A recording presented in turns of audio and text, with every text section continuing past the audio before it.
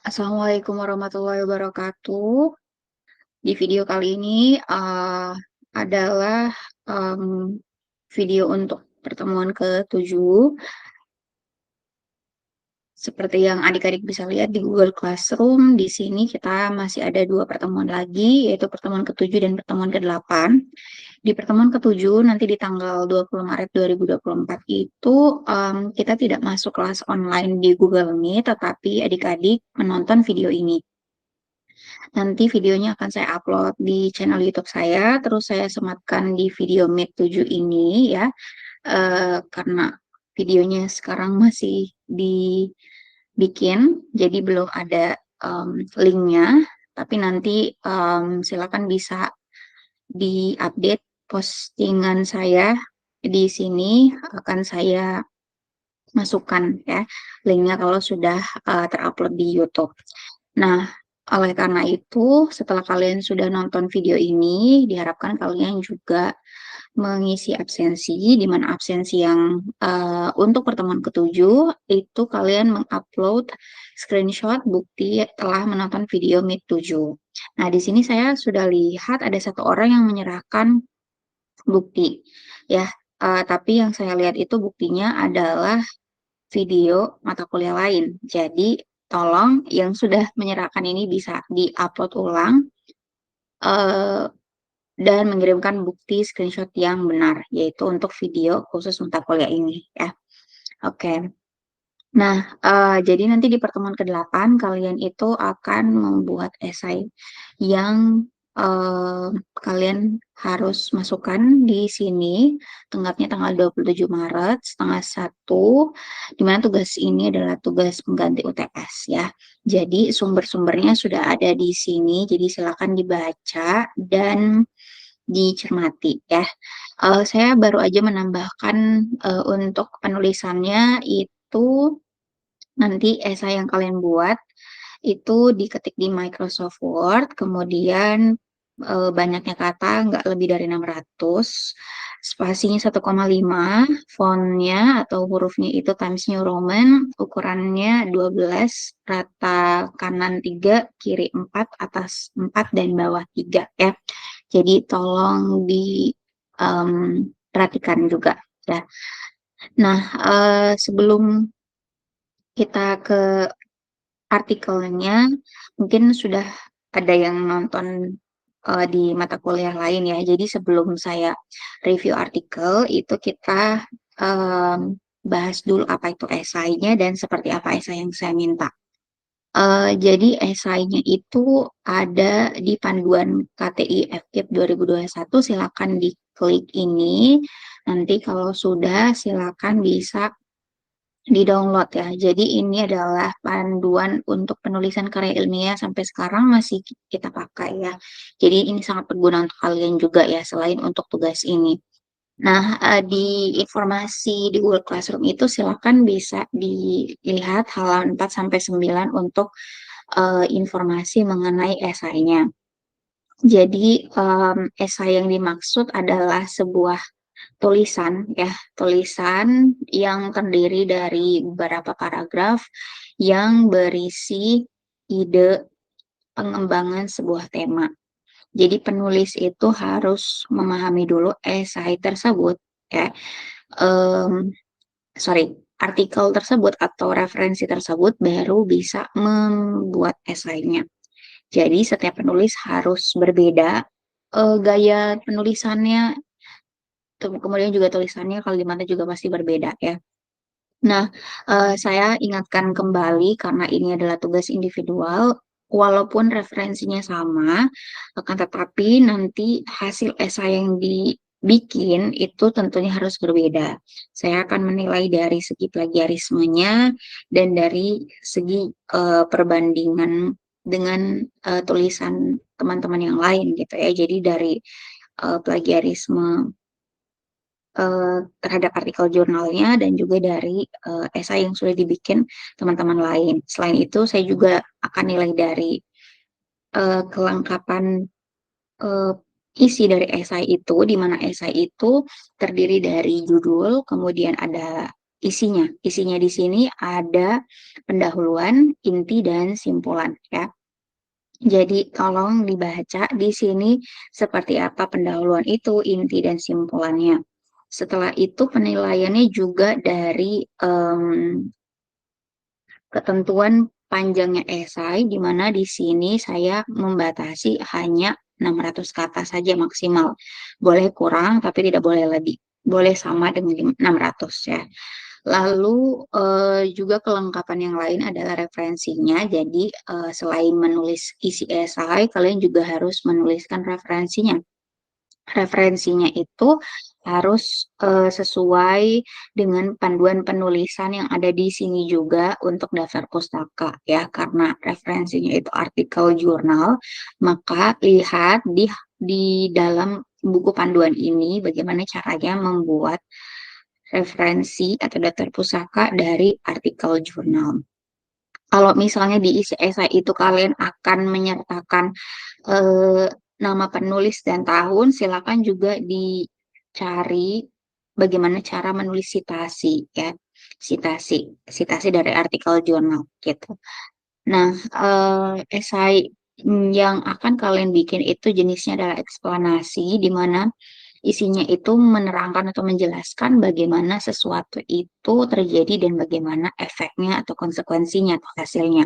Jadi kalian harus menjelaskan artikel jurnal itu membahas tentang apa, prosesnya seperti apa, dan hasilnya seperti apa gitu ya. Jadi seperti itu mungkin penjelasan singkat mengenai esai yang dimaksud di sini.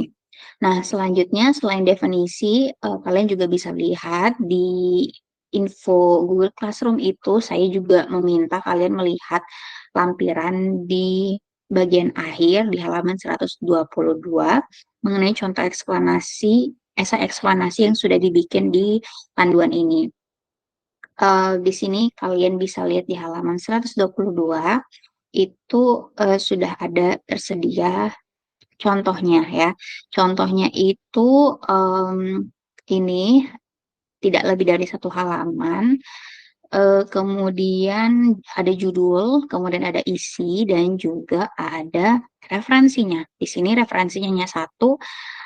Kemudian esainya ini terdiri dari isinya pendahuluan, isi, dan penutup ya. Nah, untuk lebih jelasnya kalian bisa diamati mandiri seperti apa sih artikel jurnalnya atau referensi di sini. Jadi referensinya dia bentuknya artikel jurnal ya, sama seperti yang akan kita bikin ya secara individual. Nah, jadi sebelum membuat esai eksplanasi, kalian juga harus lihat artikel jurnalnya. Nah, kalau mau lihat contohnya dan bandingkan esai yang sudah dibikin ini dengan esai yang sudah dibikin ini ya dengan referensinya, silakan lakukan gitu ya, biar lebih memahami perbandingannya seperti apa gitu ya. Nah, di referensi ini saya sudah sertakan artikelnya atau linknya, jadi silakan bisa dibuka di Google Classroom itu. Saya sudah masukkan websitenya atau linknya ya. Jadi klik saja ini, kemudian nanti kalian bisa lihat sumbernya atau referensinya itu. Jadi bisa dibaca sekaligus kalian latihan memahami singkat ya. Jadi nggak usah terlalu dipahami mendalam, tapi bisa coba membaca seperti apa isinya. Kemudian silakan bandingkan dengan contoh esai yang sudah dibuat. Apakah kalimatnya itu sama atau berbeda, isinya sama atau berbeda gitu ya. Um, Nah, kalau dari review saya singkat ini, si artikel tadi atau referensi tadi itu yang diambil adalah di bagian pendahuluannya saja. Di bagian metode dan isi, sorry, hasil dan pembahasan itu tidak diambil di sini. Jadi yang dibikin itu hanya di bagian pendahuluan saja gitu ya. Nah, nanti kalian bikin esainya khusus untuk tugas mata kuliah ini, itu kalian harus benar-benar menjelaskan mulai dari awal sampai akhir eh, pembahasan atau isi yang ada di artikel jurnal yang nanti kita akan review bareng-bareng gitu ya. Jadi jangan sampai tulisannya itu berbeda dengan yang dijelaskan di artikel jurnal, kemudian jangan sampai nggak lengkap juga, fokusnya atau, untuk spesifikasinya bisa aja berbeda, misalnya judulnya bisa beda-beda tiap orang, tapi temanya itu tetap sama, gitu ya. Jadi nanti kita akan lihat seperti apa ya, artikelnya. Kemudian referensinya ini hanya satu saja ya, jangan ditambahkan lagi. Jadi, terbatas hanya satu sehingga nanti kalian lebih dalam membahas di esai sini, gitu ya. Oke, mungkin itu untuk, ya saya lupa untuk share ini, jadi nanti setelah kalian baca artikel jurnalnya tadi, yang referensi tadi yang ini, yang di bawah ini, nah kalian coba bandingkan dengan tulisan esainya gitu ya. Nah, apakah, mereka memuat semua isi di referensinya atau sebagian gitu ya. Oke, mungkin cukup untuk contoh esai eksplanasi dari panduan ini, silakan bisa dipelajari ya mandiri lebih lengkap di sini. Semuanya, untuk panduan, dari segi esainya, kemudian penulisan sitasi, lalu untuk parafrase juga bisa, di sini ada, dan juga untuk penulisan referensi ya. Jadi jangan sampai, eee, keliru. Oke, kita lanjut lagi ke bagian artikel jurnalnya. Jadi di Google Classroom ini juga saya sudah masukkan linknya ya, selain panduan sama contoh referensi tadi, yaitu yang ini. Jadi tinggal diklik view yang ini ya, view of hubungan antar ini. Tinggal diklik, nanti kalian akan ke sini, diarahkan ke sini. Oke. Nah, ini adalah artikel jurnal yang akan kalian bikinkan esainya ya. Jadi silakan bisa di-download di bagian, sini ya, dia ketutupan ini. Diklik download ini ya, terus nanti bisa dibaca offline atau mau dicetak silakan ya. Nah, sebelum ke situ kita lihat dulu, website jurnalnya. Jadi ini adalah jurnal edukasi, jurnal penelitian dan yang ini ya, jadi ini adalah jurnal yang, eee, jurnal tempat dari artikel itu di-submit ya. Jadi namanya adalah Edukasi, Jurnal Penelitian dan Artikel Pendidikan. Jadi ini adalah jurnal yang dikelola oleh Universitas Muhammadiyah Malang kalau nggak salah ya. Saya baru sempat lihat ini, informasinya ya. Oh sorry, bukan Malang, Magelang ya. Nah, ini adalah jurnal yang berisi artikel penelitian di bidang pendidikan, gitu ya. Jurnal ini dia di level Sinta 4 ya. Jadi kalau Sinta itu adalah pengindeksan untuk, kualitas jurnal di Indonesia ya. Jadi, ada Sinta 1 sampai Sinta 6. Jadi ini dia berada di tengah levelnya ya, Sinta 4. Eee jadi jurnal itu dia terdiri banyak sekali artikel. Jadi kalau kita lihat di sini, kita coba lihat ya di arsip itu kalian bisa lihat, dia banyak mengeluarkan, edisi jurnal ya. Misalnya di tahun 2023 ini dia 2 kali menerbitkan, jadi di bulan Juni dan di bulan Desember. Jadi kalau kita lihat satu-satu misalnya yang paling update di 2023 itu, ini agak lama ya loading-nya. Jadi nanti dalam satu buku ini, satu jurnal ini, satu edisi tadi itu, adalah satu buku. Nah, di satu buku ini dia terdiri dari banyak sekali artikel ya. Kalau kita mau lihat satu-satu silakan. Jadi ini yang berwarna biru ini adalah judul artikelnya dan mereka membahas, tema sorry, membahas, eee, tema yang berbeda-beda gitu ya. Nah, tapi masih dalam satu payung yang sama, yaitu jurnal pendidikan gitu ya. Jadi temanya tentang pendidikan, tapi judul-judulnya itu bisa beda-beda gitu ya. Nah, mungkin itu untuk informasi sedikit mengenai jurnal ini. Lanjut ke artikelnya. Jadi ini adalah artikel jurnal yang saya cari khusus untuk mata kuliah ini ya. Eh, ini ditulis atau diteliti oleh dua orang. Jadi yang satu itu oleh dosen kita, yaitu Bapak Profesor Dr. Andes S3, MSI, PhD, dan sepertinya ini mahasiswa ya. Yang kedua, penulis kedua. Nah, saya sengaja ambil ini karena yang pertama, kita juga harus kenal seperti apa output atau artikel penelitian yang sudah dibikin oleh dosen kita juga gitu ya. Nah, jadi saya ambil ini, kemudian dekat juga dengan kita ya, permasalahannya.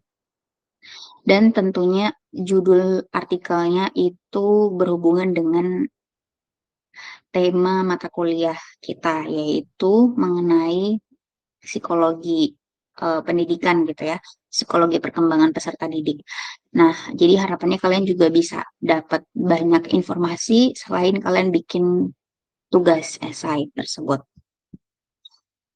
Oke, jadi ini kita mulai fokus untuk review artikelnya. Silakan bisa diambil catatan atau mau pause terlebih dahulu video ini. Oke, kita mulai. Mungkin langsung aja dari sini. Saya tidak download terlebih dahulu karena ini tulisannya berbahasa Indonesia, jadi kita tidak perlu mentranslate lagi ke bahasa Inggris ya. Nah, jadi kalian dimudahkan sebenarnya untuk memahami karena menggunakan bahasa Indonesia.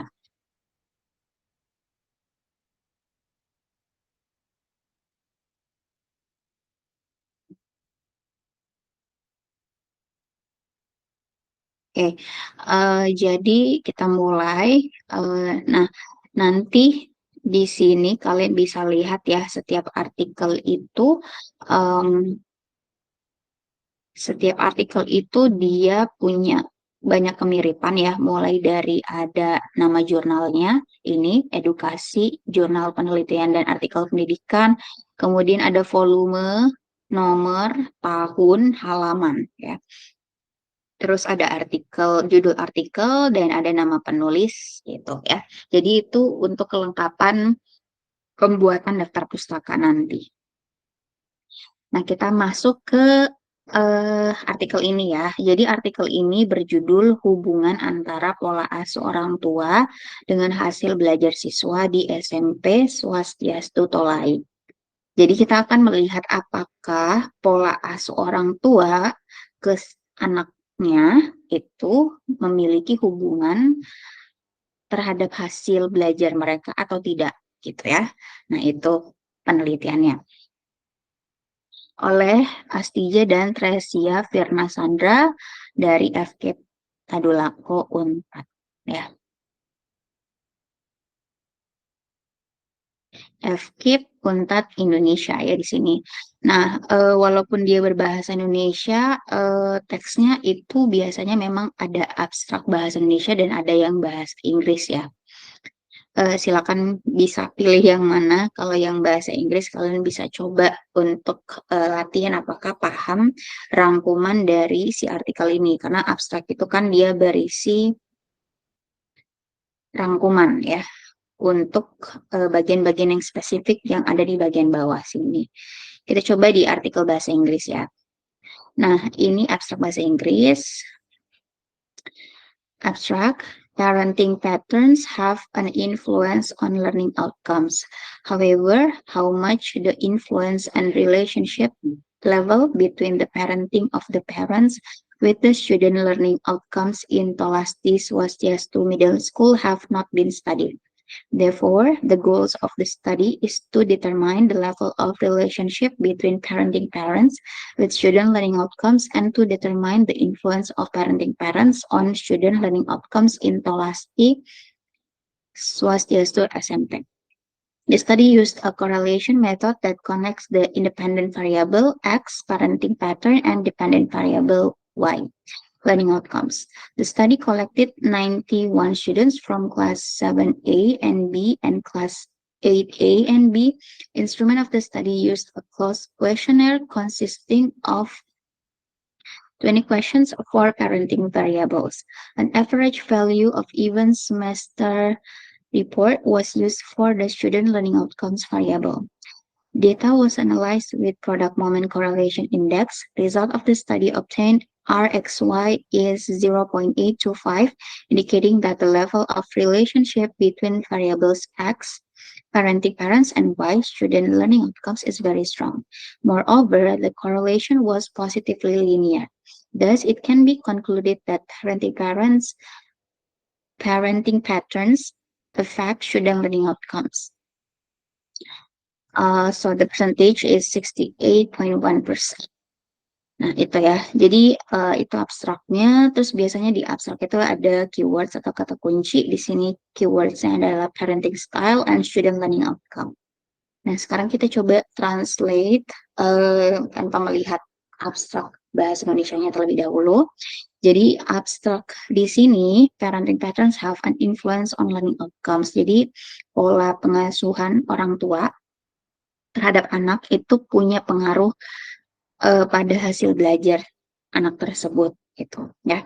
However, how much the influence and relationship level between the parenting of the parents with the student learning outcomes in Tolastis was yes to middle school have not been studied. Tapi bagaimana? Tapi how much ya influence and relationship level? Jadi seberapa besar atau seberapa tinggi level pengaruh dan hubungan antara pola asuh orang tua dengan anaknya ya terhadap hasil belajar anak tersebut di SMP. Tolasti Swastiastu ini belum pernah diteliti gitu.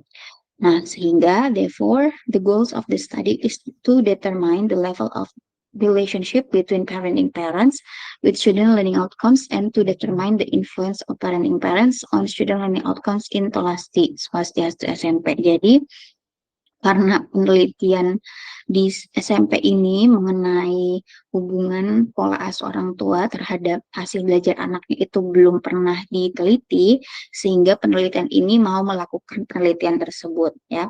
Sehingga tujuan penelitian ini adalah untuk menentukan level hubungan antara pola asuh orang tua dengan hasil belajar anaknya gitu ya. Dan yang kedua adalah untuk menentukan pengaruh pola asuh terhadap hasil belajar anaknya. Jadi ada dua tujuan. Yang pertama adalah menentukan hubungannya, melihat apakah ada hubungan, dan yang kedua adalah apakah ada pengaruh gitu ya. Lanjut, the study used a correlation method that connects the independent variable X, parenting patterns, and dependent variable Y, learning outcomes. Jadi penelitian ini menggunakan metode korelasi yang menghubungkan variabel independen yang disebut sebagai variabel X, yaitu pola pengasuhan, dan variabel dependen, yaitu variabel Y, yang merupakan hasil belajar. Studi ini, the study collected 91 students from class 7A and B and class 8A and B. Jadi studi ini, penelitian ini mengumpulkan data dari 91 siswa dari kelas 7A dan B dan 8A dan B. Jadi 4 kelas, totalnya ada 91. The instrument of the study used a class questionnaire consisting of 20 questions for parenting variables. Jadi instrumennya atau sesuatu atau apa ya, alat ya untuk kita itu bisa dapat data di penelitian ini adalah menggunakan angket tertutup. Angket tertutup ini adalah angket yang sudah ditentukan pernyataannya dan pilihan jawabannya gitu ya. Terdiri dari 20 soal yang berhubungan dengan pola asuh gitu. An average value of even semester report was used for the student learning outcomes variable. Nah, selain data dari angket tadi, data yang lain itu adalah dari nilai semester genap ya. Semester genap untuk melihat hasil belajar. Jadi untuk variabel X atau variabel eh, bebasnya ya atau independennya itu adalah dari data angket mengenai pola asuh orang tua, sementara kalau untuk data yang Y-nya atau variabel Y atau variabel terikatnya atau variabel yang kita lihat efeknya itu dilihat dari hasil belajarnya itu dari laporan semester genap, nilai raport gitu ya. Nah, setelah itu data was analyzed with product moment correlation index. Jadi kedua data tersebut nanti dianalisis dengan menggunakan indeks korelasi product moment. Jadi untuk melihat apakah ada hubungan dan pengaruh itu menggunakan korelasi product moment. Result of the study obtained RXY is 0.825, indicating that the level of relationship between variable X and Y is very strong. Nah, nanti kita bisa lihat hasil R-nya ini itu dengan tabel indikatornya. Kalau di sini dikatakan dia R-nya adalah 0,825, di mana 0,825 ini masuk di indikator bahwa hubungan antara pola asuh orang tua variabel X terhadap hasil belajar itu sangat kuat gitu ya. Jadi hasil belajar itu banyak dipengaruhi oleh pola asuh gitu karena kuat hubungannya. Nah, moreover, the correlation was positively linear. Jadi lebih lanjut lagi korelasinya itu dia garis lurus positif ya. Jadi dia garis lurus, bukan melengkung tapi lurus. Kemudian dia positif, artinya dia grafiknya nanti itu dari bawah ke atas lurus, kemudian ke kanan gitu ya, bukan ke kiri. Nah, maksudnya adalah nanti variabel X itu akan mempengaruhi positif terhadap si Y-nya. Jadi kalau pola asuhnya bagus, maka misalnya hasil belajarnya juga bagus. Semakin bagus pola asuh, semakin bagus juga hasil belajar gitu ya. Itu yang disebut sebagai positif linear. Thus, it can be concluded that parenting patterns affect student learning outcomes. Jadi, selanjutnya dikatakan bahwa atau disimpulkan bahwa pola asuh orang tua itu mempengaruhi hasil belajar siswa, gitu ya. Karena tadi ada hubungan yang sangat kuat. Nah, selain hubungan yang sangat kuat, itu ada di sini persentase 68,1. Ini adalah persentase penyebab si hasil belajar itu gitu. Jadi si hasil belajar itu dipengaruhi 68,1% dari pola asuh orang tua gitu. Jadi bisa dikatakan lebih dari 50% itu sudah mayoritas ya atau sudah dominan ya. Jadi 68,1% ini pola asuh orang tua sangat mempengaruhi hasil belajar siswa. Sisanya karena dia 100% berarti masih ada 20 atau 32%-an gitu ya yang merupakan faktor luar. Kita nggak tahu apakah itu faktor apa ya. Yang penting kita ketahui bahwa 68,1% ini dipengaruhi oleh faktor pola asuh ya. Gitu. Nah, kata kuncinya tadi ada gaya asuh atau pola asuh orang tua dan juga hasil belajar siswa. Jadi kata kunci ini merupakan biasanya istilah yang jadi istilah penting atau kunci dari artikel ini gitu. Mereka membahas apa, berarti keywordsnya biasanya itu juga. Nah, silakan dicocokkan apa yang tadi saya terjemahkan dengan yang ada di abstrak bahasa Indonesia ini ya. Lanjut kita ke bagian per bagian yang ada di bawah. Kan kita sudah tahu ternyata artikel ini membahas mengenai hubungan dan pengaruh ya. Hubungan antara pola asuh dengan hasil belajar siswa dan apakah pola asuh ini juga memiliki pengaruh terhadap hasil belajar siswa gitu ya. Tetapi memang ketika kita membaca abstrak itu nggak bisa mendapatkan secara detail informasinya sehingga kita perlu membaca lebih lanjut lagi gitu ya.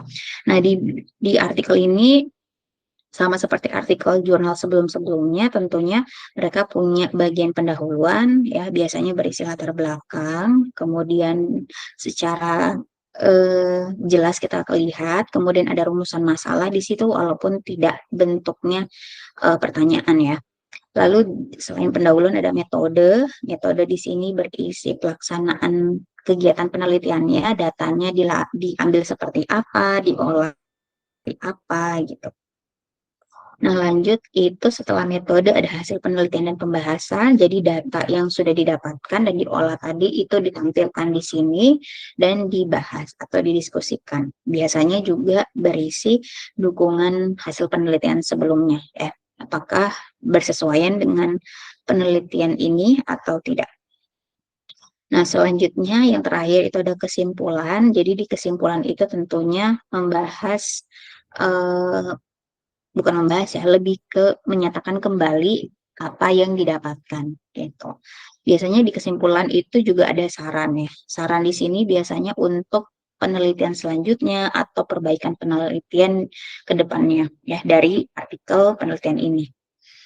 Nah, tentu juga ada daftar pustaka di sini akan tetapi karena kita tidak spesifik ke daftar pustaka, kita bisa abaikan ini dan kita fokusnya ke bagian pendahuluan dan um, kesimpulan ya, sampai kesimpulan.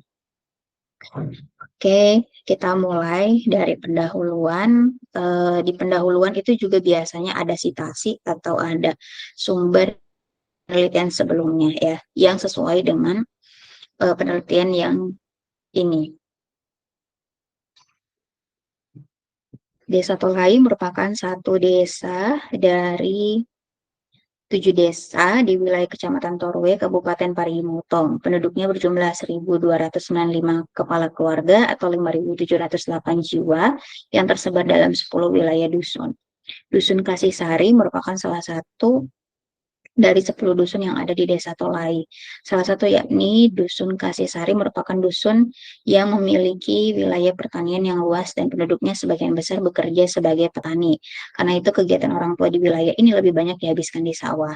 Selain itu tingkat pendidikannya beragam. Berdasarkan tingkat pendidikan orang tua tersebut, maka kemungkinan mengakibatkan beragam pula cara orang tua mendidik dan mengasuh anak. Nah, di sini dijelaskan letak lokasinya tuh di mana ya, di daerah mana, kemudian di situ seperti apa profesi orang tuanya, karena profesi orang tuanya pasti juga akan punya pengaruh mengenai bagaimana mereka mengasuh anaknya. Gitu, di sini dikatakan bahwa profesinya beragam tetapi lebih banyak sebagai petani ya. Lanjut, pola asuh adalah suatu bentuk interaksi antara orang tua dengan anak. Bentuk interaksinya dimaksudkan sebagai upaya orang tua untuk mendisiplinkan, mendidik, membimbing, dan melindungi anak supaya tumbuh kedewasaannya sehingga dapat sejalan dengan norma tertentu di masyarakat. Jadi pola asuh ini adalah sebuah bentuk interaksi ya, interaksi antara orang tua dan anak, di mana orang tua itu bisa memberikan keteladanan, membimbing, mendidik, melindungi, gitu ya, mengajarkan sesuatu, memberikan nilai-nilai yang baik, ya, dan lain-lain, sehingga si anak itu nanti bisa jadi orang dewasa yang bisa adaptasi di lingkungannya dengan tetap memperhatikan nilai-nilai yang dijunjung tinggi di sana, gitu ya, jadi punya etika bagus, ya. Nah, lanjut, selain itu, tadi definisi yang pertama ya dari ini dari Masni 2017. Kemudian pendapat yang kedua ini pola asuh itu adalah suatu cara dari orang tua untuk mendorong anaknya mencapai keinginannya Dengan demikian, maka setiap orang tua pada dasarnya mengharapkan anaknya menjadi manusia yang cerdas dan berakhlak mulia. Akan tetapi hal itu tampaknya bahwa pola asuh yang diterapkannya menimbulkan permasalahan psikologis bagi anak, seperti anak merasa tidak nyaman, dibatasi kebebasannya, bahkan merasa tidak disayang. Saya stop dulu di sini ya. Jadi ada dua pembahasan di sini. Jadi yang pertama tadi definisi pola asuh, yang kedua bahwa pola asuh yang kedua ini mengatakan merupakan sebuah cara orang tua sehingga anaknya itu bisa mewujudkan apa yang dicita-citakan dia gitu ya.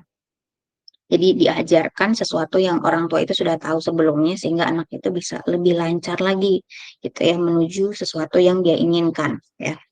Nah, harapan orang tua itu biasanya adalah anak itu cerdas ya, pintar dan juga berakhlak baik ya. Biasanya memang umumnya ini gitu. Eh, Semua anak itu yang diharapkan orang tua adalah mereka bisa pintar ya, dan mereka juga bisa punya kelakuan yang baik. Nah, di sini timbul permasalahan ya. Jadi bisa saja pola asuh yang dilakukan oleh orang tua ke anak itu menimbulkan permasalahan psikologis bagi anak ya. Bisa saja apa yang diajarkan mungkin atau yang diterapkan metodenya ke anak tersebut, si anak itu merasa tidak nyaman gitu, atau kebebasan si anak itu merasa dibatasi, atau bahkan si anak itu menganggap bahwa apa yang diberikan dari orang tua ke dia itu bukti bahwa anak itu tidak disayang gitu ya. Jadi persepsi anak itu terhadap apa yang dikasih oleh orang tua itu bisa saja mungkin berbeda dengan niat orang tua itu. Orang tua itu kan adalah untuk memberikan anaknya itu bekal ya, atau nilai-nilai gitu ya, atau bantuan gitu sehingga anak itu bisa jadi anak yang cerdas dan punya sikap yang baik. Tetapi bisa saja metode yang diberikan dari orang tua ke anak itu menganggapnya malah bukan seperti itu gitu. Jadi negatif ya. Bisa saja tidak tersampaikan nilai itu gitu ya dengan baik ke anak itu. Jadi bisa aja malah menimbulkan permasalahan gitu untuk anak itu. Nah, persepsi itu atau perasaan-perasaan itu sering mempengaruhi sikap, perasaan, cara berpikir dan perilaku bahkan kecerdasan anak itu gitu. Jadi karena anak itu menganggap bahwa treatment orang tua itu mungkin tidak sesuai dengan apa yang dia mau gitu ya, maka anak itu nanti punya persepsi negatif terhadap orang tuanya. Sehingga selain punya persepsi itu, anak itu juga akan cenderung memberikan tindakan yang negatif juga gitu ya. Terus dia punya perasaan negatif juga gitu ya. Terus juga bisa saja mindsetnya atau cara berpikirnya juga tidak tidak itu yang seharusnya ditampilkan gitu ya.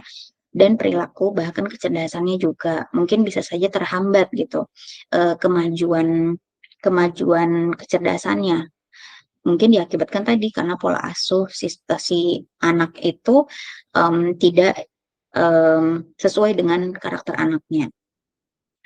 Lanjut, karena itu cara yang dilakukan seperti demikian akan mempengaruhi terhadap kepribadian dan prestasinya, terutama dalam belajar. Nah, jadi kalau berkaitan dengan pendidikan, pastinya anak itu bisa saja merasa terkekang untuk belajar gitu ya. Jadi mereka tidak bebas untuk berekspresi, tidak bebas untuk mengeluarkan pendapat, menjawab sesuatu gitu kan, takut salah gitu ya. Jadi akhirnya bisa menghambat kemajuan dia dalam belajar, bisa nanti berpengaruh juga terhadap prestasi belajarnya. Sebenarnya tujuan mengasuh anak itu adalah memberikan pengetahuan dan keterampilan yang dibutuhkan untuk hidup di masyarakat tadi ya. Jadi untuk bekal anak itu, karena anak itu kan kalau berdasarkan pengalaman hidup kan mereka masih sangat baru ya. Sementara orang tua kan sudah punya banyak pengalaman, maka orang tua kadang memberikan pola asuh seolah-olah menggurui anak itu gitu ya. Padahal niat orang tua itu adalah untuk membuat anak itu bisa saja terlindungi dari sesuatu yang dia tidak ketahui sebelumnya gitu ya. Tapi ya bisa saja tadi persepsinya diterima oleh anak itu negatif. Nah, untuk itu, maka peran orang tua adalah menanamkan nilai-nilai kepada anaknya untuk mengembangkan kompetensi, menanamkan kejujuran, menciptakan kedamaian, bekerja keras, menghormati diri sendiri, memiliki perasaan kasih sayang dan bertanggung jawab. Jadi ini adalah nilai-nilai yang tentunya maunya, orang tua itu bisa, anak-anak itu bisa kuasai gitu ya. Jadi nilai-nilai dasar yang, nanti anak itu bisa pakai untuk mereka dewasa nanti. Nilai-nilai tersebut akan tercapai jika orang tua dapat memberikan latihan dan kedewasaan kepada anak-anaknya. Salah satu caranya adalah dengan memberikan teladan. Jadi, penanaman nilai-nilai itu bisa saja kan metode orang tua beda-beda ya. Bisa aja memberikan keteladanan, jadi orang tuanya itu memberikan contoh gitu, bagaimana cara melakukan sikap yang nilainya itu baik, gitu. Tapi bisa saja bisa memberikan metodenya itu mungkin yang tidak disukai anak ya. Walaupun nilainya baik, tapi dengan metode yang mungkin tidak, eee, anak itu pahami, bisa saja nanti output-nya juga, tidak sesuai ya dengan niatnya tadi. Kenyataan yang masih banyak terjadi yakni bahwa orang tua kurang menyadari bahwa kesibukan orang tua mengakibatkan dampak negatif terhadap anaknya. Anak-anak yang tanpa pengawasan orang tua mengakibatkan anak berperilaku secara bebas tanpa batas. Anak menjadi tidak taat kepada orang tua, kurang mengontrol diri dari emosinya. Hal-hal demikian akhirnya para orang tua memilih dan menentukan bentuk-bentuk atau pola pengasuhan terhadap anaknya. Pengasuhan yang berbeda dari setiap keluarga memungkinkan dapat mempengaruhi kebiasaan dan perilaku hidup seorang anak baik di rumah maupun di sekolah. Jadi, kan orang tua itu kan mereka melakukan, aktivitas lain ya. Jadi selain mendidik atau mengurus anak, tapi mereka juga berprofesi atau bekerja ya. Nah, sehingga bisa saja kesibukan itu memberikan, apa ya, dampak ke anak itu gitu ya. Kalau orang tuanya tidak banyak quality time ke anaknya, bisa saja anaknya tidak dekat dengan orang tuanya dan itu bisa jadi dampak negatif untuk keduanya gitu ya. Jadi mereka nggak dekat ya hubungannya. Nah, bisa juga, anak-anak itu akhirnya kan, pengawasan orang tua sedikit ya, karena orang tuanya sibuk gitu. Jadi perilaku anak itu tidak bisa diawasi oleh orang tua dan orang tua jadinya tidak tahu gitu bahwa anaknya mungkin melakukan sesuatu yang seharusnya itu tidak dilakukan. Gitu ya. Jadi bisa saja nanti orang tuanya itu tidak tahu progres anaknya, kemudian tidak bisa mengontrol, perilaku yang harusnya tidak dilakukan oleh anaknya gitu, sehingga anaknya itu akan punya tabiat atau perilaku yang negatif gitu. Nah, oleh karena itu bisa aja, orang tua itu responnya itu, eee melihat hal tersebut, itu bisa saja malah menerapkan pola pengasuhan yang mungkin, tidak sesuai dengan anaknya, gitu ya. Jadi kalau misalnya anaknya berbuat salah atau keliru, pola pengasuhan yang diberikan selanjutnya itu bukan sesuatu yang anaknya itu harapkan, gitu ya. Yang harusnya mungkin dinasihati dengan baik mungkin, tapi malah mungkin langsung dimarahin atau dibentak, gitu. Sehingga itu nanti akan berdampak selanjutnya juga ya, menjadi yang tadinya sudah negatif jadi, double negatifnya. Nah, pengasuhan tersebut, akhirnya akan mempengaruhi kebiasaan dan perilaku seorang anak itu, gitu ya. Jadi bagaimana cara orang tua mengasuh anaknya, itu harusnya bisa dikomunikasikan ke, anaknya juga gitu ya. Maksud melakukan ini, orang tua itu, si anak tahu gitu, biar niatnya itu sama dengan output-nya nanti. Lanjut, permasalahan tersebut ternyata juga dialami oleh siswa SMP Swastiastu Tolai, yaitu karena kesibukan orang tua dengan pekerjaannya menyebabkan anak kurang mendapatkan pola asuh yang semestinya. Peneliti melakukan observasi di SMP ini dan memperoleh data baik dari guru maupun dari sekolah. Dari data ini diperoleh, sorry, data ini merupakan data ya yang berasal dari 6 kelas, yaitu ada kelas 7A dan B, 8A dan B, dan 9A dan B. Total keseluruhan ada 159 orang.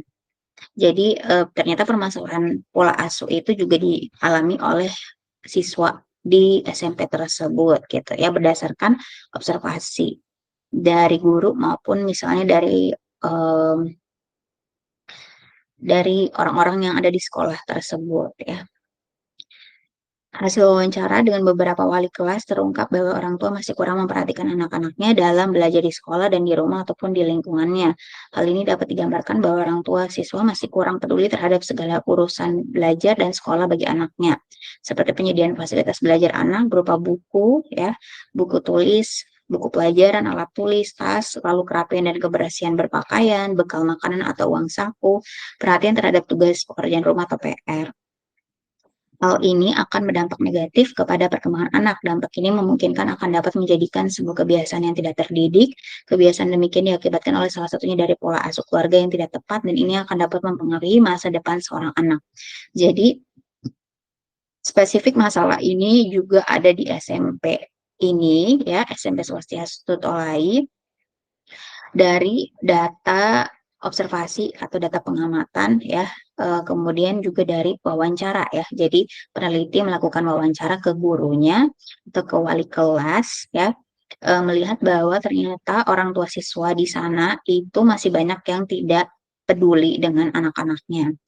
Kalau berkaitan dengan sekolah berarti bisa saja fasilitas belajar anak itu tidak dilengkapi oleh orang tua, atau orang tua malah tidak tahu gitu ya, bahwa anaknya itu butuh misalnya buku pelajaran, buku tulis, alat tulis, tas, mungkin seragam gitu ya, dan lain-lain.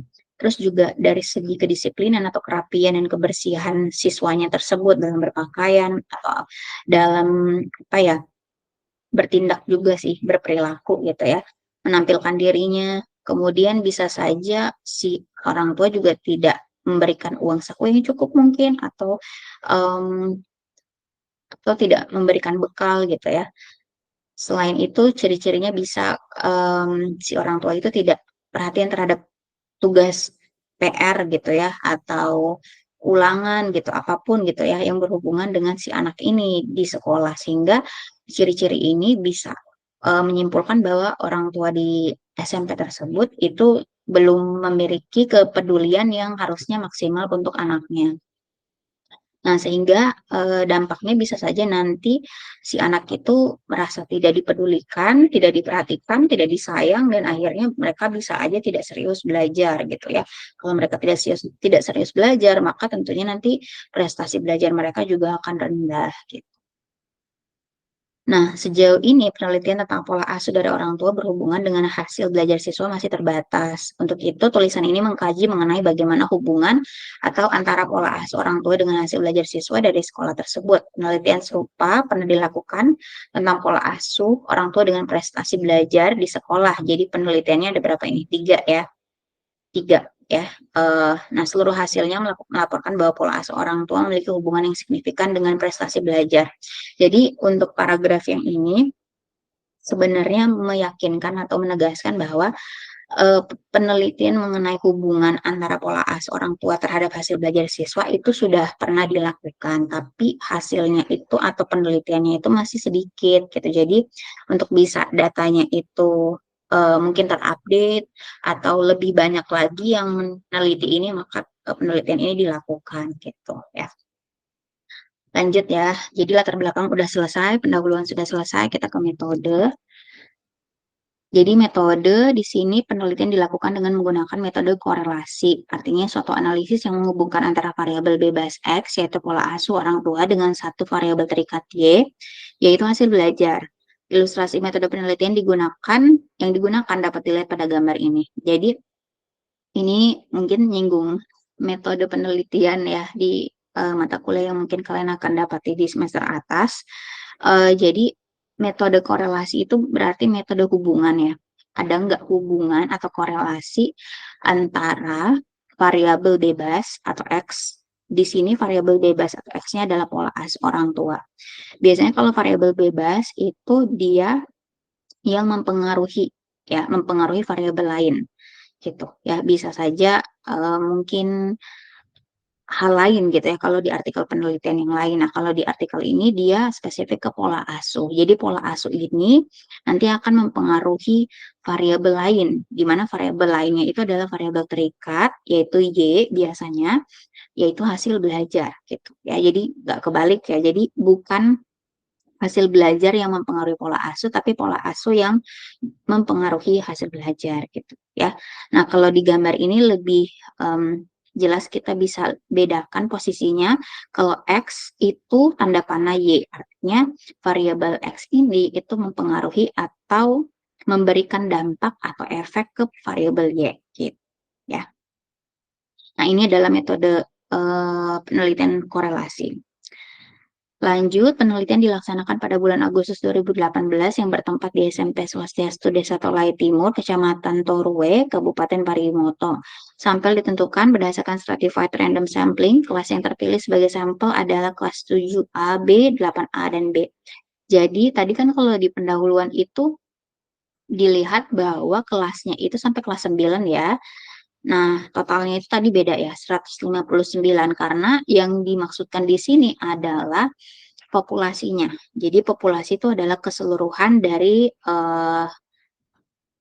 objek penelitian kita gitu ya. Jadi keseluruhan kelas diambil di sini kalau disebut sebagai populasi. Makanya totalnya 159 dan kelasnya mulai dari kelas 7 sampai kelas 9. Jadi totalnya ada 6 kelas. Sementara sampelnya atau pengambilan data yang mau diambil benar-benar itu adalah hanya 4 kelas gitu ya. Jadi populasi itu bisa saja tidak diambil semuanya, tapi bisa juga diambil semuanya gitu ya, tergantung apakah mau diambil semua atau tidak. Nah, kalau di penelitian ini yang diambil itu hanya 4 kelas dari 6 kelas tadi gitu ya. Namanya ini sampel. Jadi dari populasi bisa diambil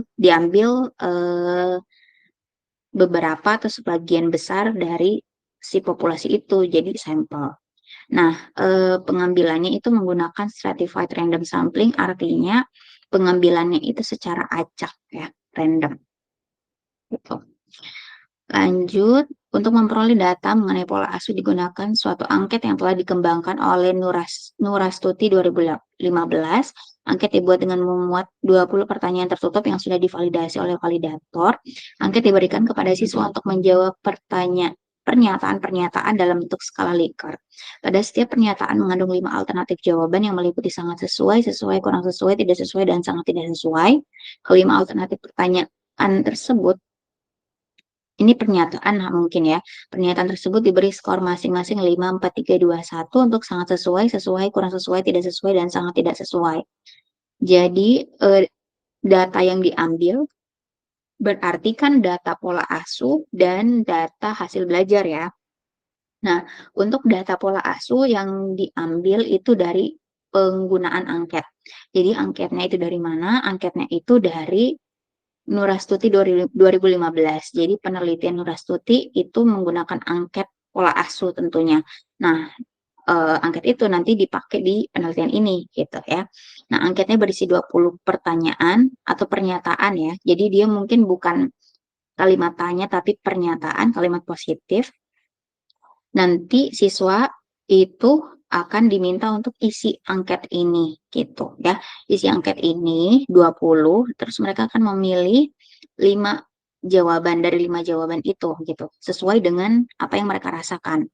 Ya, apakah misalnya pernyataan nomor 1 itu sangat sesuai menurut mereka, atau mungkin sesuai, atau kurang sesuai, atau tidak sesuai, ataupun sangat tidak sesuai gitu ya. Jadi ini tergantung dari pendapat si siswa tersebut dalam menjawab pernyataannya nanti.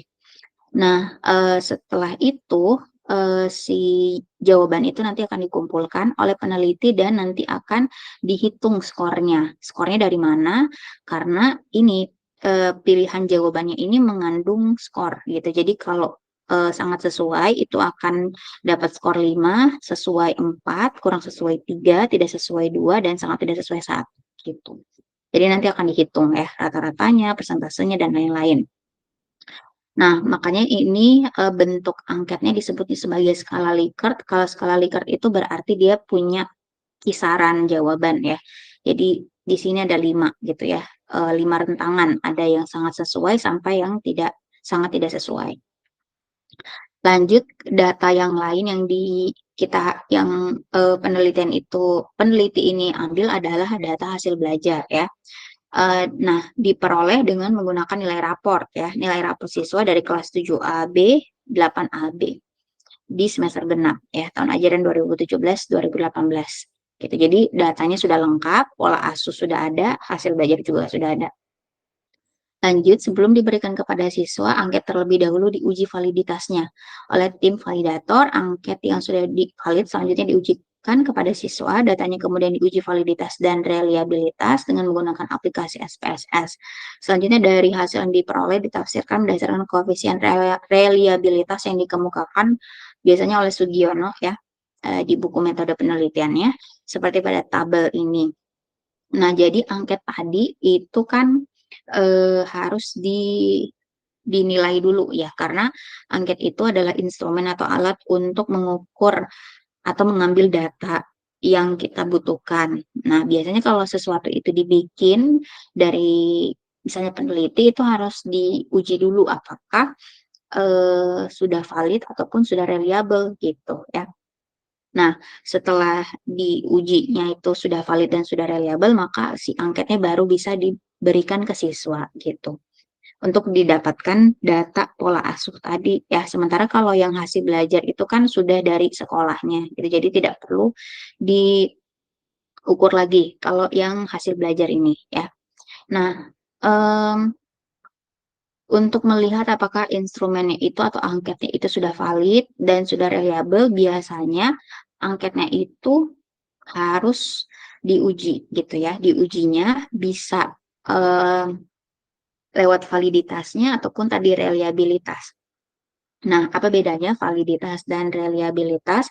Kalau validitas itu adalah melihat apakah angket itu benar-benar pernyataan di dalamnya itu, tadi kan ada 20 ya, 20 pernyataan itu berisi pernyataan untuk pola asuh atau tidak gitu. Bisa saja misalnya isinya tidak sesuai sehingga nanti bisa dilihat validitasnya tidak bagus gitu ya. Jadi kalau validitas itu melihat apakah pernyataan di angketnya itu sudah sesuai dengan apa yang kita mau ukur, yaitu pola asuh. Sementara kalau reliable itu adalah melihat apakah angket ini kalau dipakai berkali-kali itu akan menghasilkan kualitas yang sama atau tidak gitu ya. Jadi tetap atau tidak jawabannya atau berubah-berubah. Kalau misalnya dia tetap maka dikatakan reliable, kalau dia berubah-berubah atau labil ya si angketnya itu maka bisa dikatakan angketnya tidak reliable gitu. Nah, untuk bisa menguji validitas dan reliabilitas biasanya bisa diberikan ke ahli, dosen ahli gitu ya, dosen yang ahli di bidang tersebut, misalnya tentang pola asuh gitu atau psikologi, atau misalnya juga diberikan ke siswa. Jadi siswanya nanti akan mengerjakan angket tersebut.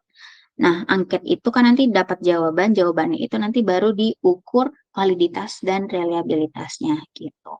Nah, setelah itu datanya digunakan diolah selanjutnya dengan menggunakan aplikasi SPSS ya, aplikasi untuk statistik ya. Nah, kalau di sini yang diperlihatkan adalah koefisien reliabilitasnya ya. Kalau validitas itu ternyata dia menggunakan tim validator. Jadi yang melakukan penilaian itu dari dosen biasanya atau dari ahli. Sementara kalau reliabilitas itu dari siswanya ya, ke siswanya. Nah, di sini koefisien reliabilitasnya sudah ditentukan. Jadi kalau misalnya nanti habis didapatkan data dari siswa menjawab angket itu, terus diolah menggunakan aplikasi SPSS, mendapatkan angka kurang dari 0,2, maka reliabelnya itu sangat rendah. Terus kalau misalnya di kisaran 0,2 sampai 0,399 bisa dikategorikan rendah, 0,4 sampai 0,599 ya harusnya di sini. Itu sedang, 0,6 sampai 0,79 itu tinggi, dan 0,8 sampai 1 itu sangat tinggi. Jadi kalau misalnya dia itu angketnya mendapatkan kategori sangat rendah, rendah, dan sedang mungkin ya, ini bisa saja harus diperbaiki lagi angketnya gitu ya, pernyataannya harus diperbaiki lagi, terus baru diuji lagi ke siswa, terus dilihat lagi koefisiennya seperti apa, sampai dia itu reliable gitu. Nah, selanjutnya untuk mengungkap keterkaitan antara pola asuh dengan hasil belajar siswa digunakan teknik analisis korelasi produk momen dengan bantuan SPSS ya. Selanjutnya hasil tersebut diinterpretasikan berdasarkan kriteria yang dijelaskan di bawah ini. Jadi kan tadi sudah melewati uji validitas dan reliabilitas angketnya, terus sudah valid dan reliable, maka sudah disebarkan ke siswa untuk didapatkan data pola asuh. Maka di sini nanti data pola asuhnya itu harus diolah lagi dengan data hasil belajar siswa itu dengan teknik analisis korelasi produk momen di SPSS. Jadi di SPSS itu ada menu untuk melihat korelasi menggunakan produk momen. Nah, selanjutnya ada juga tabel indikator di sini untuk melihat apakah hubungan antara pola asuh dan hasil belajarnya itu sangat rendahkah, sedang, kuat, atau sangat kuat. Nah, berdasarkan dari interval koefisien ini. Kalau misalnya didapatkan hubungannya itu 0,00 sampai 0,19, itu berarti sangat rendah, 0,2 sampai 0,39 rendah, 0,4 sampai 0,59 sedang, 0,6 sampai 0,79 kuat, 0,8 sampai 1 ya di sini. Bukan 0,1 sangat kuat gitu ya. Nah, kita lihat seperti apa di hasil penelitian dan pembahasan. Nah, dari hasil pengujian validitas instrumen penelitian yang berupa angket pola asuh orang tua tadi ternyata dikatakan angket tersebut pernyataannya valid. Hal ini karena R hitung lebih besar daripada R tabel pada taraf signifikan 5% atau 0,05 ya. 0,05. Nilai R hitung diperoleh dari nilai perhitungan SPSS tadi ya. Jadi ini validitasnya ternyata pengujian validitasnya itu juga menggunakan siswa ya. Jadi sama kayak reliable tadi diberikan ke siswa.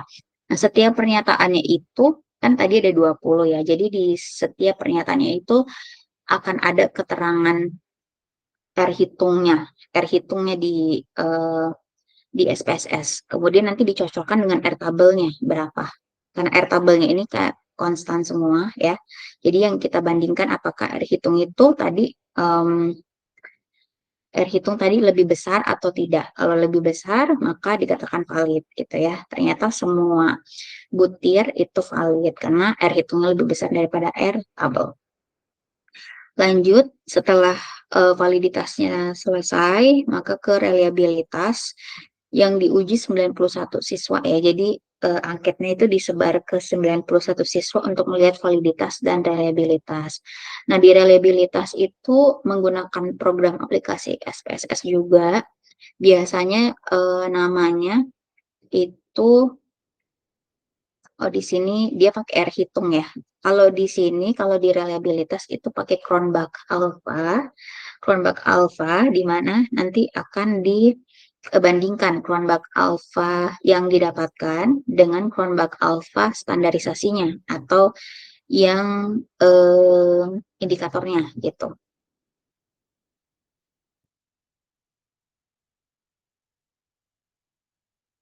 Oh, sorry, tidak. Jadi kita ambil ini saja, Cronbach alpha-nya saja 0,774 dan kita bandingkan dengan tabel yang di atas tadi gitu ya. Tabel koefisien reliabilitasnya. Ternyata dia berada di kisaran 0,6 sampai 0,799 sehingga dikategorikan bahwa dia angketnya itu reliable. Jadi keduanya layak ya, menyatakan layak bahwa angket itu bisa dipakai untuk melihat pola asuh orang tua gitu. Nah, selanjutnya dibagikan si angket itu ke siswa dan didapatkan skor pola asuh gitu. Sementara yang hasil belajar tadi didapatkan dari nilai rapor semester genap. Di sini kita bisa dapat hubungannya ya antara pola asuh dan Oh, ini pola asuh dulu. Jadi ini adalah nilai angketnya dulu. Nilai angket pola asuhnya, di mana respondennya ada 91, ada yang menjawab sampai 100, artinya setiap pernyataan itu dia menjawabnya 5, ya sangat setuju. Terus ada juga yang minimumnya itu 80 skornya, ya. Dimana kalau dijumlahkan ada segini dan rata-ratanya 91,35, ya. Nah, sementara ini hasil belajar yang didapatkan dari nilai raport, jumlahnya sama juga ada 91, kemudian ada yang dapat nilai 90, minimum 72, jumlah skornya ini, dan rata-ratanya 79,91. Nah, selanjutnya baru di analisis hubungan pola asuh dan hasil belajarnya. Di sini kita lihat tabel 7 hubungan pola asuh orang tua dengan hasil belajar siswa, di mana yang kita bisa lihat itu dari Pearson correlation-nya, ya. Jadi masing-masing itu 0,825. Bisa juga sebenarnya kita melihat dari signifikansi, di sini 0,00. Di sini dikatakan bahwa kalau dia itu kurang dari 0,05, maka ada hubungan, ya, dan hubungannya itu adalah 0,825. 0,05 dapat dari mana? Dari signifikansinya tadi 5%, ya, 5 per 100, 0,05. Nah, tadi Pearson correlation-nya atau R-nya itu adalah 0,825.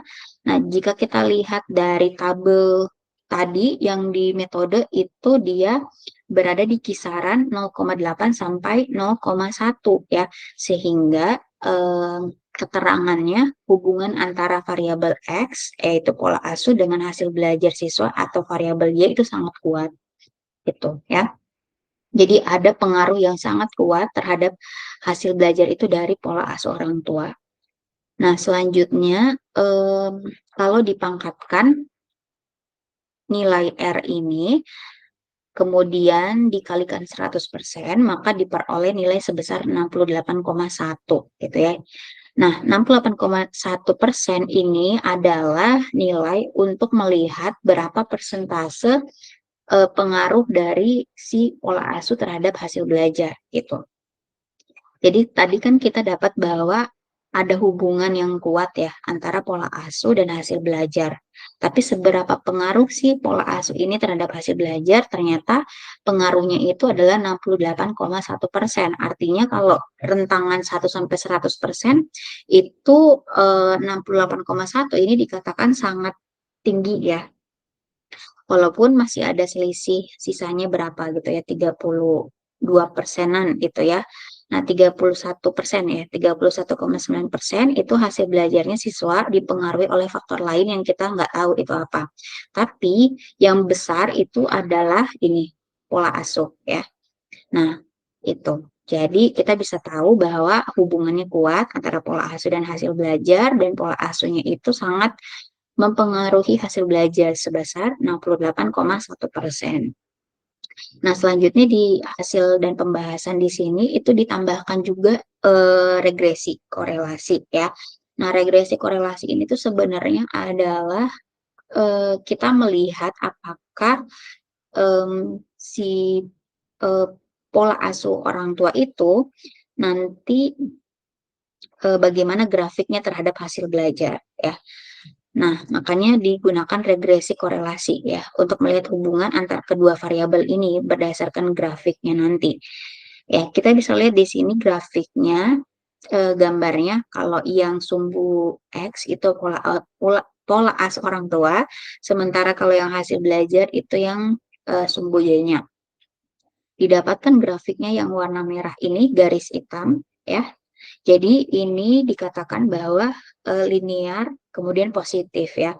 Jadi semakin ke kanan pola asuh orang tua, artinya semakin tinggi pola asuh orang tua atau semakin bagus pola asuh orang tua, maka hasil belajarnya itu juga akan tinggi gitu, ya, atau akan meningkat juga gitu, ya.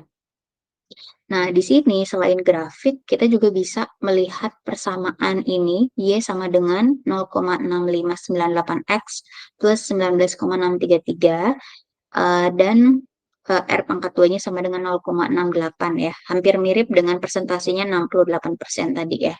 Nah, ini persamaan yang di atas, ini Y sama dengan AX plus B ini adalah persamaan untuk kita bisa memprediksi gitu.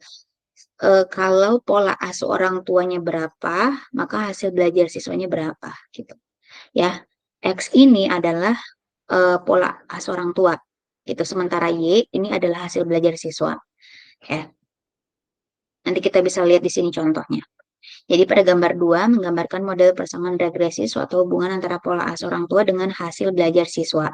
Model regresi yang didapat ialah linear, artinya garis lurus dengan persamaan regresi, yakni ini tadi ya, dari model regresi linear ini menunjukkan bahwa terdapat hubungan atau korelasi positif ya.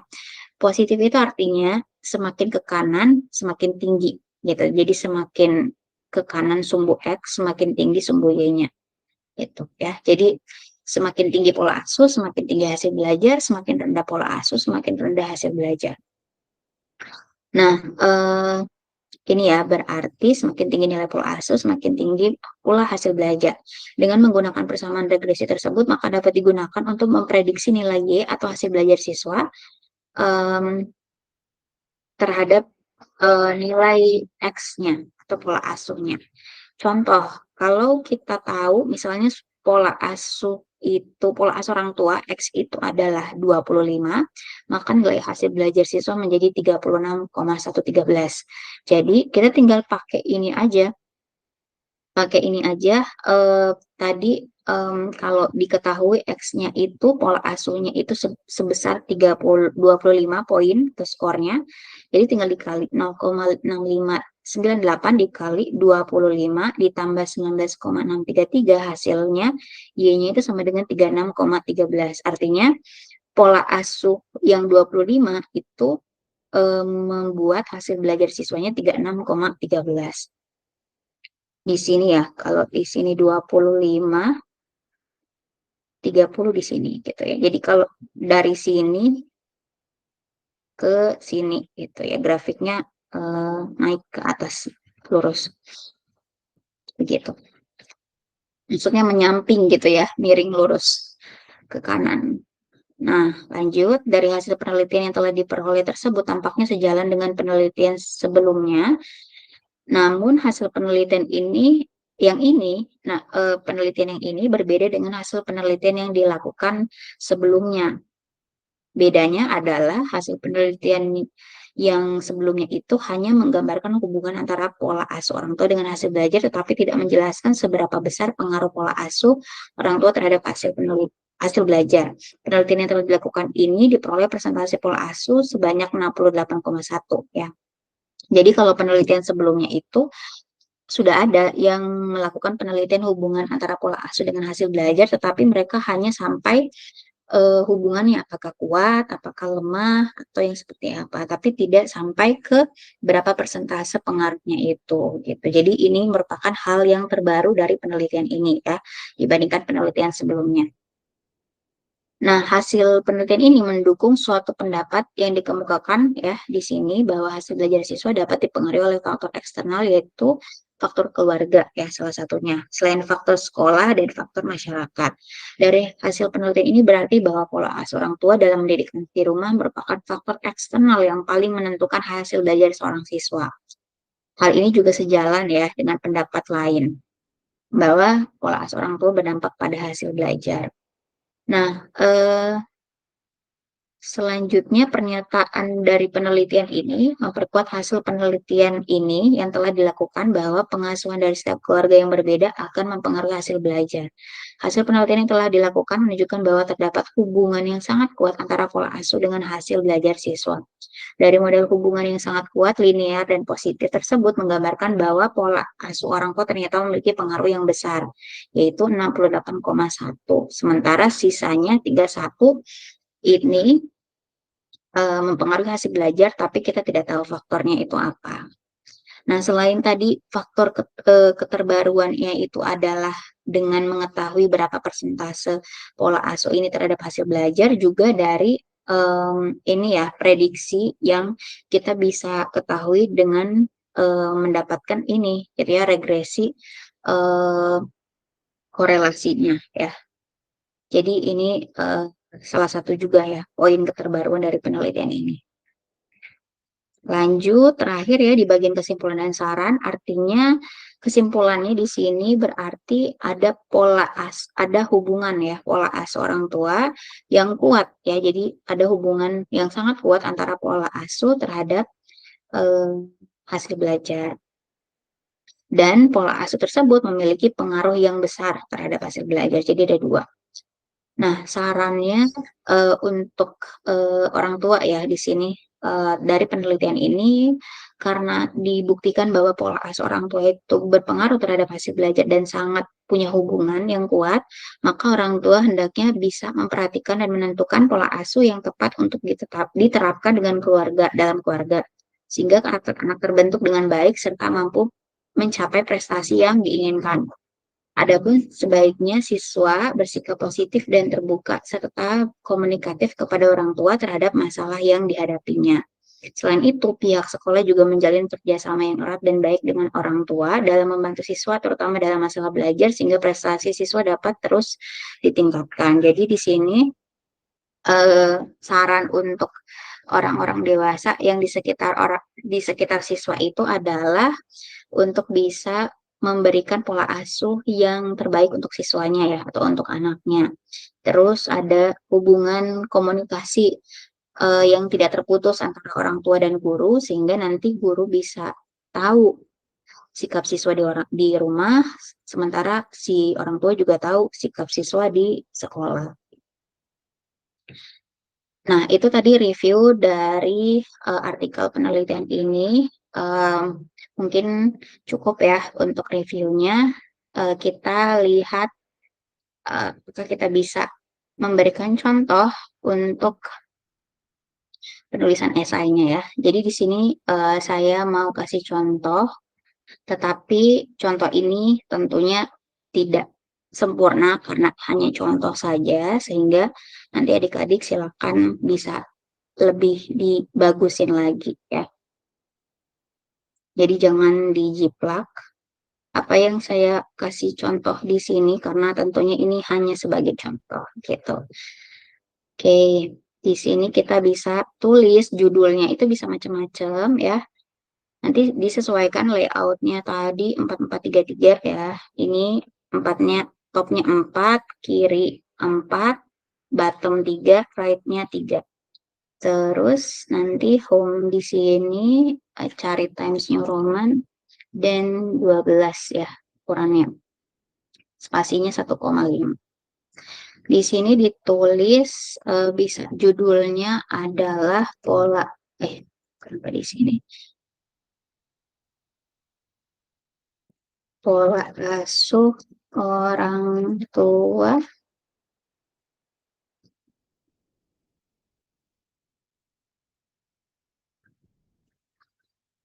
mempengaruhi hasil belajar anaknya. Bisa begitu atau um, hasil bisa dibalik ya. Hasil belajar anak sangat sangat dipengaruhi oleh pola asuh orang tua. Atau misalnya hubungan eh, pol- pola asuh orang tua memiliki hubungan yang kuat untuk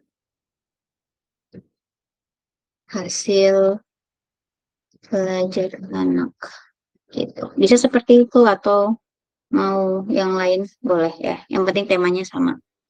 Lanjut, temanya tadi sudah itu. judulnya sudah, berarti kita ke isi ya. Jadi isi di sini yang pertama, paragraf yang pertama bisa pendahuluan.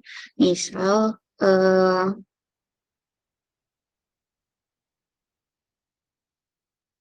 orang tua memiliki cara untuk mendidik anak-anaknya.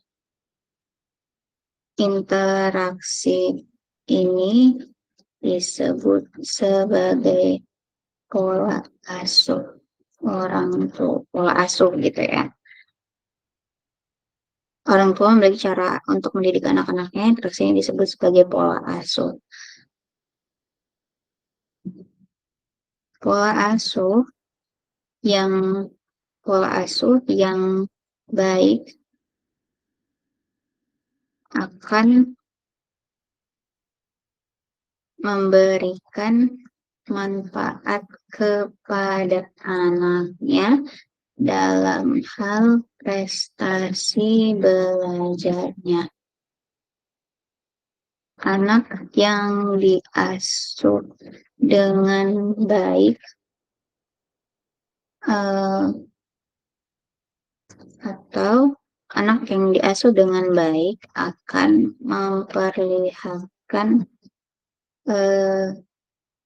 misalnya perilaku yang baik gitu ya. Hal ini diteliti oleh Astija gitu ya. Dan siapa tadi penulis keduanya 2020, bahwa terdapat gitu ya, hubungan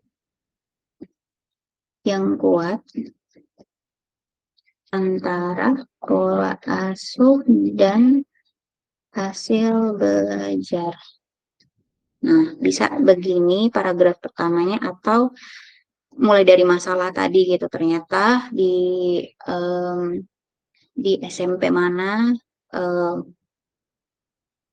orang tua memiliki pola asuh yang seperti apa gitu terhadap anak didik di situ gitu. Bisa seperti itu ya.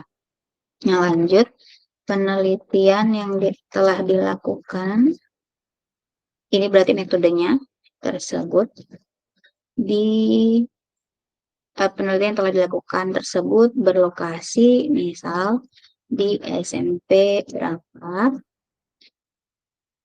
dengan atau sebanyak berapa siswa di sini sebanyak. Nah, data diambil dari angket dan laporan semester genap siswa. Kemudian data diperoleh, dianalisis, lalala gitu ya.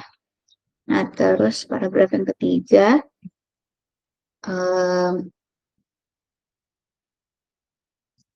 pola asuh orang tua memiliki hubungan yang sangat kuat terhadap hasil belajar siswa.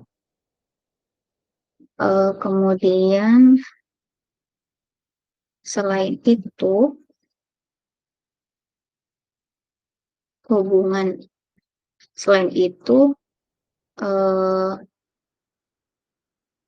pola asuh juga merupakan faktor yang paling berpengaruh gitu besar terhadap kemajuan belajar siswa. Dibuktikan dengan apa? Dengan nilainya kah? Persentasenya? Lanjut, berdasarkan hasil temuan di atas, maka disarankan ke orang tua lebih peduli ya dengan saya psikologis anaknya. yaitu memberikan waktu yang cukup untuk mendidik anaknya dengan pola asuh yang baik gitu ya. Atau yang seperti apa di sini? Misalnya dengan apa? Selain itu, orang tua juga misalnya, orang tua juga bisa eh, meminta guru gitu ya, atau misalnya pihak lain di sini untuk membantu mengawasi eh, anaknya gitu ya, sehingga apa gitu ya. Jadi mungkin seperti itu contohnya. Jadi silakan dibikin sesuai dengan eh, yang dipahami, tentunya eh, isinya ada di artikel tersebut. Jangan lupa dilihat berapa kata yang sudah diambil. Di sini kalau saya blok ini masih 166, jadi masih banyak ya. Em, Masih banyak yang bisa diceritakan lagi di sini bisa sampai 600 kata. Begitu. Mungkin itu saja untuk em, video ini. Semoga bisa membantu adik-adik dalam mengerjakan tugas pengganti UTS-nya. Sekian, terima kasih.